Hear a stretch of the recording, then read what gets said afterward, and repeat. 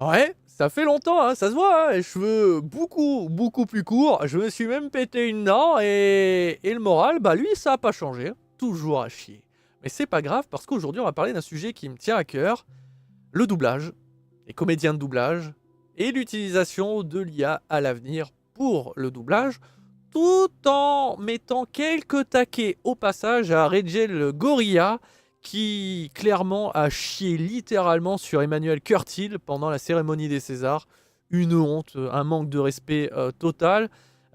Et surtout, bah, un manque de respect aussi pour la profession des comédiens de doublage. Mais en même temps, c'est un individu qui n'en a strictement rien à foutre des comédiens de doublage, puisqu'il estime, en tant que nombriliste, que une œuvre cinématographique doit être regardée en version originale. Voilà, il n'y a que la VO qui existe. Donc on va débattre là-dessus, je vais vous apporter mes arguments, je vais essayer de vous expliquer les choses. Je tiens à préciser que le cinéma ne fonctionne pas comme le jeu vidéo, n'a pas exactement les mêmes règles, donc je vais essayer de vraiment différencier, mais globalement ça reste à peu près pareil. Mettons d'abord les points sur les i, comme ça on va fuir tous les bandeurs de VO qui détestent les gens qui, comme moi, aiment la VF. Donc oui, je consomme les films, je consomme les séries et les jeux vidéo en français, quand c'est possible.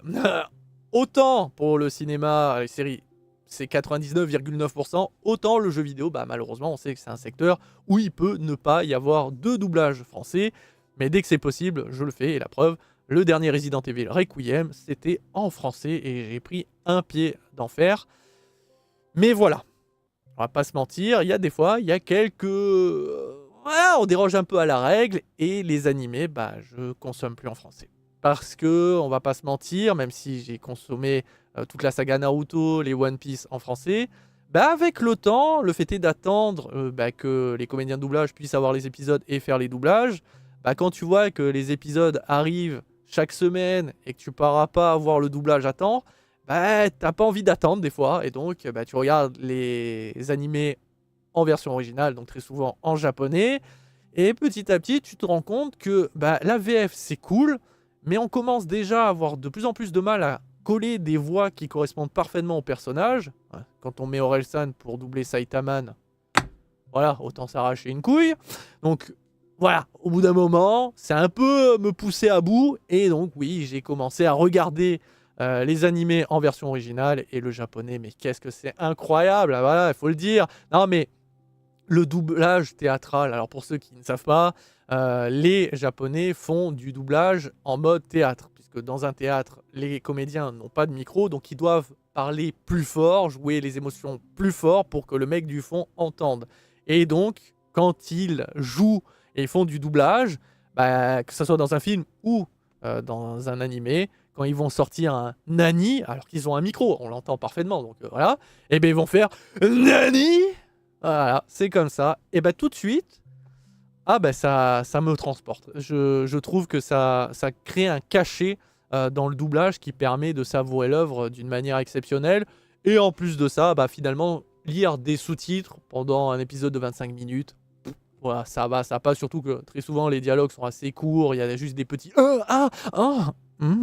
Bah voilà, donc c'est comme ça que j'ai fait l'impasse à la VF. Donc oui, je m'excuse, je défends la VF, j'aime la VF, mais je ne consomme pas 100% Made in France. Maintenant, pour le cinéma et le jeu vidéo, dès que c'est possible, oui. Mais je dis bien dès que c'est possible. Dans le cas du cinéma, c'est une obligation. En fait, c'est pour l'accessibilité. Quand déplaise à Rachel Gorilla, quand déplaise aux bandeurs de VO, le cinéma a l'obligation de proposer du doublage. S'il n'y a pas de doublage, les films ne pourraient pas s'exporter. Ça veut dire qu'un film hollywoodien, qui marche très bien dans son pays, viendrait à sortir dans nos contrées, au Japon, en Chine, ne marcherait pas s'il n'y avait pas de doublage. Alors déjà, parfois, ils ont du mal à marcher, mais si en plus, tu proposes pas du doublage, c'est foutu. Ah, c'est mort. C'est comme ça. Donc il faut proposer obligatoirement du doublage. En plus, c'est pour l'accessibilité aux plus jeunes. Parce que oui, c'est bien de dire, ouais, bah, la VO c'est meilleur, moi à mon âge, je parle parfaitement anglais. Ouais, c'est bien mon mignon. Mais quand t'avais 3, 4, 5 ans, tu parlais anglais? Tu lisais les sous-titres certainement? Je pense que tu as fait comme tous les enfants et tous les futurs enfants. Tu regardais dans ta langue maternelle. Le français là, parce qu'on est en France, donc tu regardais en français. Mais oui, tu regardais les dessins animés en français, tu regardais les films en français, c'est comme ça que tu as construit ta culture cinématographique au départ. C'est peut-être même ça qui t'a poussé après avec le temps à consommer encore plus de films, parce que tu as aimé le cinéma, grâce à des voix comme celle d'Emmanuel Curtil, grâce à Adeline Chetail, ou les disparus, Éric Legrand, Dominique Collignon, Emmanuel Carson et tant d'autres, qui ont bercé l'enfance de milliards, de millions, enfin non, bah oui, peut-être des milliards, de Français quand ils étaient petits et en grandissant et ainsi de suite. Parce que oui, quand on est jeune, quand on est un enfant, on ne regarde pas en version originale, même si certainement on aurait plus apprécié le jeu subtil de l'acteur, mais non, parce qu'on ne comprenait pas la langue, et ben on avait besoin de notre langue maternelle, et donc on avait besoin de ces acteurs et de ces actrices qui ont donné corps et âme pour faire vivre les émotions d'un acteur, de permettre à nous de comprendre ces films, ces dessins animés, ces animés et ces jeux vidéo. Donc oui, on a besoin du doublage pour l'accessibilité, pour permettre aux plus jeunes de devenir de futurs cinéphiles et qui après, en grandissant, comme toi, Reggie et tous les autres, en grandissant, ont peut-être commencé à maîtriser d'autres langues, comme l'anglais, et de se dire, bah tiens, j'ai été bercé par ces films-là quand j'étais petit en français, bah tiens, si je les regardais en version originale, pour voir si la même magie fonctionne. Ou est-ce que ça va être différent? Est-ce que je vais apprécier la VO? Est-ce que je vais apprécier la VF? Et de voir ces différences. C'est comme ça qu'on change nos goûts, nos couleurs. C'est comme ça qu'on apporte de l'enrichissement culturel à notre vie. Et qu'on se rend compte que finalement, bah ouais, je préfère la VF ou je préfère la VO. Et tiens, je me dis, bah tiens, je vais regarder le film en allemand pour voir si ça passe son petit cachet. Mais tout ça pour dire que, oui, c'est pas parce qu'aujourd'hui vous maîtrisez ces langues qu'elles vous permettent d'apprécier des œuvres en version originale que tout de suite il faut supprimer le doublage. Parce qu'avant d'en arriver là, bah, vous avez été comme tout le monde, vous avez écouté en français. Donc oui, le doublage est très important, encore plus dans le domaine du cinéma. Parce que, bah oui, peut-être que vous comprenez parfaitement l'anglais, les bandeurs de VO, mais donc les films en chinois, vous les regardez en chinois alors? Et là, je suis sûr qu'on me dira oh, Guide, abuse pas. Non, je lis les sous-titres. Et le problème, c'est qu'il y a un argument qui revient de la part de Regel Gorilla et d'autres personnes. C'est que s'ils défendent autant la VO, donc les versions originales, c'est parce qu'on est beaucoup plus facilement immergé dans le film grâce au jeu d'acteurs, la voix de l'acteur ou des actrices. Des textes qui sont écrits d'une manière et qui ne sont pas retraduits derrière et donc le sens peut différer. Là, c'est 100% original et donc l'immersion est meilleure. Mais si vous ne pouvez pas regarder un film en chinois parce que vous ne maîtrisez pas la langue, vous allez forcément regarder par exemple avec des sous-titres. Et on va pas se mentir, n'importe qui a lu des sous-titres savent très bien que même si on lit très rapidement, on ressort un petit peu décalé du film. On n'est pas totalement immergé. Alors oui, on entend le dialogue, on entend l'acteur, on entend tout ça, mais comme on est en train de lire, on perd un petit peu le fil. Et donc on est déconnecté pendant de brefs instants au film, et donc à l'immersion. Pour être immergé totalement dans une œuvre, quelle qu'elle soit, il faut qu'on la comprenne parfaitement, sans avoir d'artefacts, si on peut dire. Et ça, c'est en comprenant la langue. Donc oui, messieurs, dames, si vous ne maîtrisez pas l'anglais, vous ne maîtrisez pas le japonais, vous ne maîtrisez pas le chinois, c'est pas très grave, parce qu'il existe le doublage qui vous permettra de mieux apprécier et de mieux vous immerger dans l'œuvre qui vous est proposée. Mais ça, c'est dans le cas du cinéma. Parce que nous sommes spectateurs. Et en tant que spectateur, on ne fait rien d'autre que de regarder. C'est pour ça que si en plus on doit lire les sous-titres, c'est un peu chiant. Mais le jeu vidéo, lui, c'est pas la même chose. On est acteur. Et comme on est acteur, les studios ont compris de plus en plus qu'en fait, finalement, qu'il y ait du doublage ou non, les joueurs, ils s'en foutent un peu. Alors, c'est pas totalement vrai, puisque ça fait chier de pas avoir du doublage français ou anglais si vous êtes anglais ou japonais ou voilà. Mais c'est moins impactant que dans un film. Et il y a un studio qui l'a parfaitement compris, c'est Rockstar. Rockstar ne propose pas le moindre doublage multilingue. Après, vous avez peut-être trouvé des doublages faits par des fans ou voilà, mais Rockstar sort tous ses GTA en full anglais. Et je suis sûr que parmi beaucoup de joueurs qui jouent à GTA, beaucoup ne parlent pas anglais, ne comprennent pas très bien l'anglais, et ont dû se contenter de lire des sous-titres. Est-ce que vous avez réussi à lire 100% des sous-titres, tout en conduisant une bagnole, en course-poursuite, en zigzagant et en tirant partout? J'en doute. Du coup, vous n'avez pas été totalement immergé. Et pourtant, c'est l'argument numéro 1 de Rockstar, c'est qu'ils ne proposent pas de doublage parce qu'ils veulent immerger les joueurs dans leur univers grâce à des dialogues, grâce à des textes et grâce à un doublage avec des accents précis. Et c'est tout à leur honneur, c'est totalement compréhensible. C'est un excellent argument de se dire, pour être immergé, autant proposer une version originale. Parce qu'on le sait, quand on fait du doublage, on traduit les textes avant. Et si pendant de nombreuses années, les traducteurs pouvaient être libres, de pouvoir dire « Bah alors Mammouth, t'as perdu ta moumoute », aujourd'hui, il n'y a plus cette liberté. Et donc, ils doivent respecter les lignes de texte. Mais malheureusement, quand on traduit, même si on peut traduire mot pour mot, la phrase aura quand même une petite différence. Et surtout en fonction de la langue, on ne va pas dire tel ou tel mot, ou les mots vont avoir une signification différente. Donc ce qui veut dire que la ligne de texte originale va avoir un sens peut-être différent dans une autre langue. Et c'est pas lié au doubleur, ça. C'est lié tout simplement à notre langue, à notre manière de traduire. Et ce qui fait que l'immersion peut être différente, puisque du coup, tu vas entendre un dialogue en original qui va amener peut-être à une blague, peut-être à une subtilité, une signification.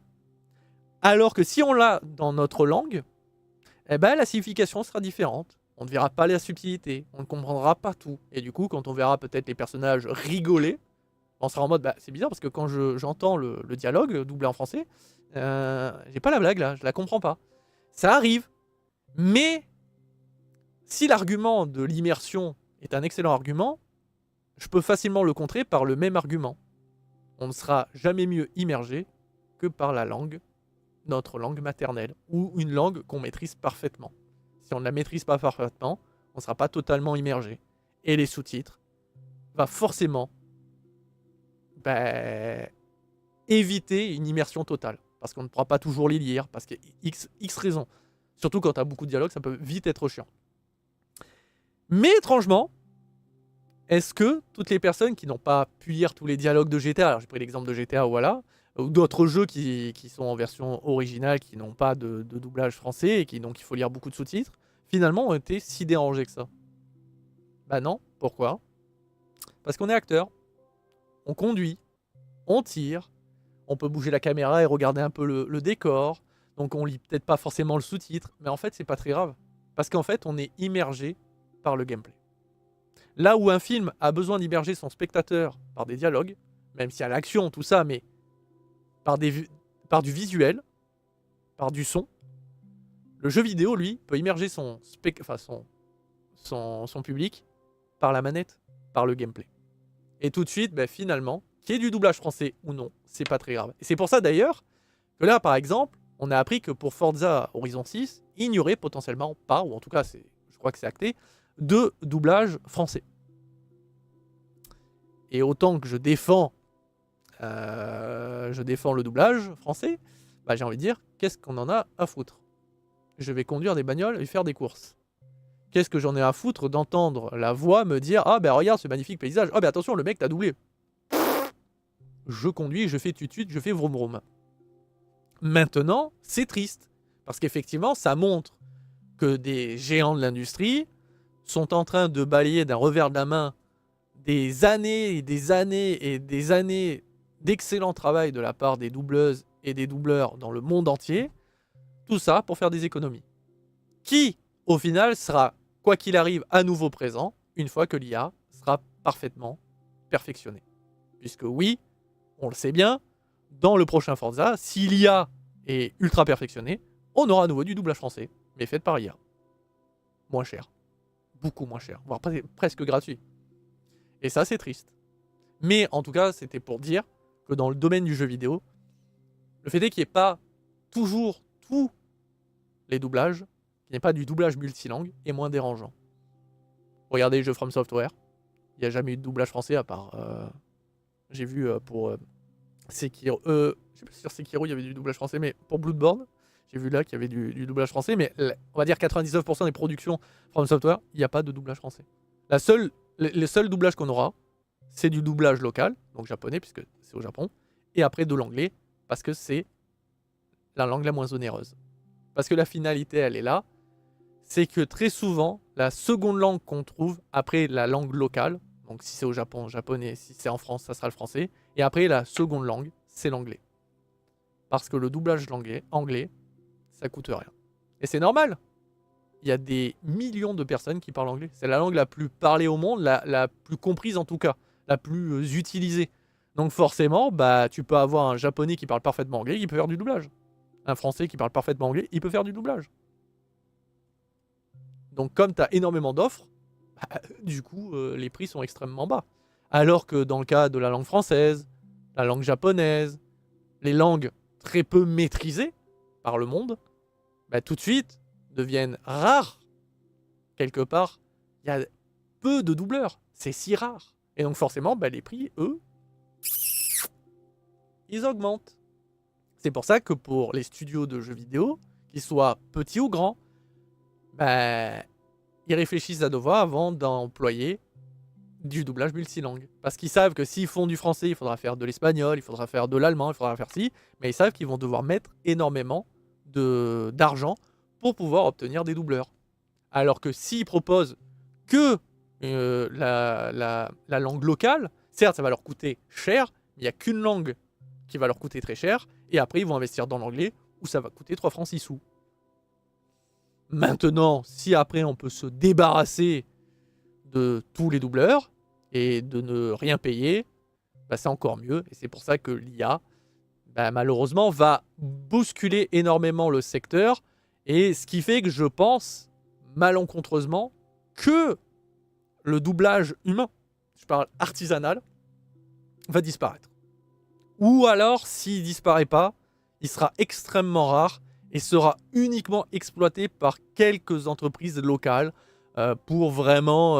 parce que, bah tiens, je veux faire du Made in France, donc je vais utiliser des doubleurs français pour mon œuvre. Après, je pense que pour le doublage japonais, lui, on n'a pas trop à s'inquiéter parce que, en fait, le Japon a une culture du doublage qui est vénère. Ils sont respectés comme des dieux, ils sont vénérés, ils sont invités à des événements, enfin, ils sont aimés. Donc je pense que le doublage japonais, il y aura toujours du doublage japonais. Je pense pas qu'on utilisera de l'IA de ce côté-là. Mais nous, malheureusement, pour la France, pour d'autres langues, il y a de grandes chances que l'IA remplace l'humain et que l'humain se fasse très très très très rare. Et c'est dommage, parce que, en fait, on en arrive à un point où on est en train de dire « Oui, mais l'IA, c'est de la merde ». Mais en fait, l'IA, c'est comme toutes les technologies qui ont pu être faites avant, toutes les inventions, c'est qu'il y a un côté positif, mais on va toujours faire dans le côté négatif. On va toujours mal l'exploiter, entre guillemets. Et là, l'IA va être mal exploitée pour faire juste des économies, et pas se dire, bah attends, on pourrait l'utiliser pour peut-être améliorer les voix, ou apporter un truc à la voix qui est déjà de manière originale cool, mais on pourrait apporter un truc différent. Enfin, voilà, non, on va utiliser ça pour uniquement faire des économies, ne pas payer des humains et donc supprimer encore des emplois. Et donc, derrière, oublier que finalement l'IA aurait pu être et sera quelque part aussi très bénéfique pour tout ce qui est indépendant. Bah oui, vous savez, ces studios indés, ces petits films qui n'ont pas la possibilité d'embaucher des doubleurs de différentes langues pour pouvoir exporter leur œuvre. Et même si autant un film, on l'a vu, s'exporter sans doublage, c'est casse-gueule, bah, le jeu vidéo, bah, même si effectivement c'est moins impactant, a quand même besoin, pour certains types de jeux, par exemple les RPG, d'avoir quand même du doublage multilangue. Mais c'est surtout pour les petits jeux indépendants, qui parfois n'ont que des textes en anglais, et même pas traduits, bah ils marchent pas. Pas parce qu'ils sont indés, mais parce que bah y a même pas au minima une traduction écrite en français. Mais alors si en plus derrière t'as que de l'anglais régulièrement, il y en a beaucoup, tu sais, ils soufflent du nez, même si c'est traduit. Alors que là, le petit studio indé, il a peut-être pas beaucoup d'argent, mais grâce à l'IA, il peut apporter une voix française, il peut apporter une voix japonaise, chinoise, etc. à moindre coût. Bah, ça lui permet de proposer son œuvre au plus grand nombre. Et tous ceux qui n'avaient pas envie de lire, qui n'avaient pas envie d'entendre que de l'anglais, bah, peuvent se dire « Ah bah tiens, finalement, cette fois, je vais pouvoir consommer ce petit jeu indé de la meilleure des manières, avec la langue qui me correspond. » Donc il y a du positif, mais il y a forcément du négatif. Mais c'est important de souligner, là je ne l'ai pas dit sur le moment avec Forza, parce que sur le moment on parlait d'autre chose, mais une œuvre, quelle qu'elle soit, ne doit pas s'adapter à son public. C'est son public qui s'adapte à l'œuvre, ou en tout cas qui la consomme. Et c'est pour ça que dans le cas de Forza, c'est un choix purement économique, mais c'est un choix. Et que ce soit les studios de jeux vidéo, que ce soit les films, les animés, les séries, tout. Quand quelqu'un décide de faire une œuvre et qu'il décide qu'il y aura du doublage, qu'il n'y aura pas de doublage, qu'il y aura ci, qu'il n'y aura pas ci, on doit l'accepter. C'est triste, mais on doit l'accepter. Mais par contre, ça ne veut pas dire pour autant qu'on ne doit pas défendre les comédiens de doublage. Qu'on ne doit pas défendre le milieu. Il faut justement montrer qu'on a toujours une appétence pour le made in humain, mais le made in France, le doublage. Il faut le défendre bec et ongle, mais ça va pas être simple, et même avec toutes les pétitions du monde, même avec, on va dire, toutes les actions juridiques que peuvent faire les acteurs, les actrices et les comédiens de doublage dans le monde entier, l'IA gagnera. Ça, c'est un fait, c'est comme ça, elle sera vainqueur, et c'est les entreprises très riches qui vont en profiter le plus, alors qu'à la base, ça aurait pu être très bien pour les petites entreprises ou les petites productions indées. Pour finir, sur ce débat, voilà, j'ai dit ce que j'avais à dire. On va terminer sur Reggie. Comme je l'ai dit, cet homme s'est amusé à être très sérieux sur le doublage, en estimant que ça n'a pas sa place, que ça nuisait à la qualité des œuvres. Et donc, au moment où Emmanuel Curtil a donné le César à Jim Carrey, donc je rappelle que Emmanuel est la voix officielle de Jim Carrey, ben celui-ci a dit qu'il n'avait pas sa place, que c'était une honte et que le doublage devait disparaître. Comme je l'ai souligné, le doublage permet l'accessibilité, permet aux plus jeunes de pouvoir découvrir l'univers du cinéma, découvrir les jeux vidéo, découvrir tous les univers. On a besoin du doublage, mais c'est surtout qu'il a craché sur du travail. Parce que qui peut se targuer de faire du doublage? C'est facile de lire une ligne de texte, mais de lui donner une émotion, c'est pas simple. Et pour ceux et celles qui n'ont pas fait de théâtre, et qui par hasard peut-être en feraient, ou seriez curieux d'en faire, vous saurez que bouger son corps et de parler, tout de suite, ça simplifie les émotions. C'est plus facile de dégager une émotion. Par contre, de lire une ligne de texte, sans bouger spécialement, puisque on n'est pas filmé, donc on lit juste une ligne de texte, de devoir prendre des mimiques d'un acteur qui n'est pas nous, avec une tonalité de voix particulière, avec peut-être une gestuelle, tout ça, et d'arriver à retranscrire tout ça juste avec la voix, c'est exceptionnel. C'est pas donné à tout le monde, c'est pour ça d'ailleurs que tous ceux qui s'essaient au doublage n'arrivent pas à faire du doublage. Ils font que lire. Alors parfois ils arrivent à donner une émotion, mais ils n'arrivent pas à être doubleurs. Et en plus, dans le cas de Emmanuel Curtil, on parle d'un mec quand même qui double Jim Carrey. À la limite, vous me parlerez de la personne, et c'est pas pour dénigrer son travail, mais qui double John Boboyega. Je sais, je déforme toujours son nom de famille, mais ce mec-là mérite pas d'être un acteur, puisque je rappelle que le mec, voilà, attention, je vais vous jouer John Boboyega quand il joue la joie, quand il joue la colère, et attention, ça va aller très vite quand il joue la surprise. Voici son visage systématiquement dans toutes les émotions. Donc autant vous dire que quand vous doublez ça, c'est pas très dur. Maintenant, quand vous doublez Jim Carrey, qui a un visage qui se déforme, qui a une voix qui peut fluctuer en fonction de la scène, avec des cris, des mouvements, arriver à ce point-là, à le singer uniquement avec la voix et arriver à retranscrire Jim Carrey par la voix, c'est exceptionnel. C'est comme si Emmanuel était né pour être Jim Carrey. Ça veut dire que tous les acteurs et les actrices, aujourd'hui connus dans le monde entier, seraient incapables de doubler aussi bien que Emmanuel Curtil. Alors qu'on puisse ne pas aimer le doublage, ça peut se comprendre. Vous avez le droit de préférer vraiment la VO, et c'est un droit. Mais de chier sur le travail d'une personne à ce point-là, alors que ce mec a donné vie à Jim Carrey et a permis à des gamins comme moi, et peut-être vous, et même peut-être Reggie, mais il a oublié parce qu'il a oublié que c'était un enfant un jour, que ça a permis à des gamins donc de découvrir Jim Carrey. Moi j'ai connu Ace Ventura, j'étais petit. Donc j'ai connu Jim Carrey avant de connaître Jim Carrey, si vous voulez. Et c'est grâce à Emmanuel Curtil que j'ai aimé Jim Carrey. Parce que j'étais persuadé, parce que je ne savais pas le domaine du doublage, que c'était sa voix. Je voyais l'acteur, donc j'étais en mode, mais c'est sa voix. Et après, quand j'ai connu le doublage, j'étais en mode, mais putain, c'est exceptionnel. J'ai cru que c'était vraiment Jim Carrey. Et après, j'ai essayé de découvrir en version originale. Mais c'est con à dire, mais la voix française, moi, elle me fait vibrer. Et il a réussi à donner l'âme de Jim Carrey grâce à sa voix. Et ça, il faut l'applaudir. Et donc, il faut justement encore plus être ému, ou en tout cas se dire, mais putain, mais c'est cool pour Emmanuel Curtil, qui a donné sa vie à cette voix, et qui a l'honneur de donner le César à Jim Carrey. C'est quand même dingue.